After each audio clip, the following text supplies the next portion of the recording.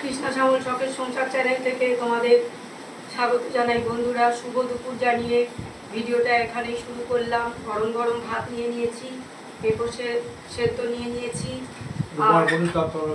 বরবটি আলুর তরকারি বন্ধুরা করেছি, নিরামিষ খাওয়া দাওয়া আর অল্প করেই করেছি বন্ধুরা। আবার রাতে অন্য খাবার করবো, যা গরম পড়েছে। আর বাঁধাকপি আলু নিরামিষ তরকারি, লাস্টে গরম মশলা দিয়ে দিয়েছি নামানোর সময়। আজকে বন্ধুরা আমার নিরামিষ, কিছু বলা যাবে না, করা যাবে না, ঝগড়া করা যাবে না। আজীবন খেতে হবে আজকে। কেন করোনি কোনোদিন তো ঝগড়া আমার সাথে?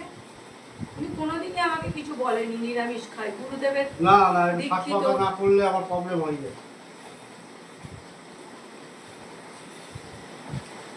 কি করবো বলো বন্ধুরা, বাজারে একটু স্বাদ নেই জানো। আজকে আমি লাল শাক খুঁজেছিলাম, পাইনি, কোনো রকম শাক পাইনি। তবে নিরামিষ হলে কি আমার বন্ধুরা ভালো হয়েছে, রান্নাটা টেস্টফুল হলেই হলো। খুব ভালো হয়েছে। এটাই বলতে চাইছিলাম যে নুন ছাড়া কোনো খাবার ভালো লাগে না। নুন ফুন যদি পারফেক্ট হয় তাহলে সবজিটাই অন্যরকম লাগে। এই নুনের গল্প হচ্ছে দেশের সেরা মিষ্টি। সেরা মিষ্টি হচ্ছে নুন। নুন ছাড়া কোনো খাবারই স্বাদহীন, স্বাদ পাওয়া যাবে না। তো রাজার 3টে না 4টে মেয়ে, তো বলছে তোরা কেমন আমাকে ভালোবাসিস? তো সবাই বলছে আমি হীরের মতো ভালোবাসি, মুক্তোর মতো ভালোবাসি, সোনার মতো ভালোবাসি।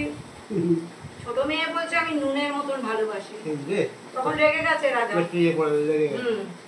রাজা বলছে সামান্য এত কম দামের জিনিসের মতন তুই আমাকে ভালোবাসিস?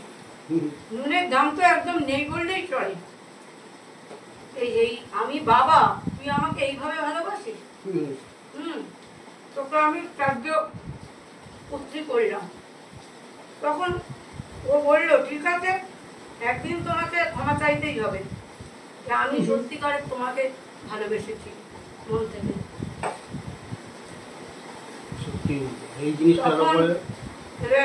ছোট মেয়ের বিয়েও হয়ে গেছে, তো বিয়ে হতে একদিন নিমন্ত্রণ করেছে রাজাকে, তো কোনো খাবারেই নুন দেয়নি। নুন ছাড়া খাবার, প্রচুর খাবার পুরো সাজিয়ে দিয়েছে অনেক। তো রাজা খেয়ে তো রাজার মুখ দিয়ে পুরো উঠে আসছে, কি রান্না হয়েছে, একটা রান্নাও ভালো লাগছে না মুখে। বলছে ওই যে বাবা আমি নুন দিইনি কোনো খাবারে।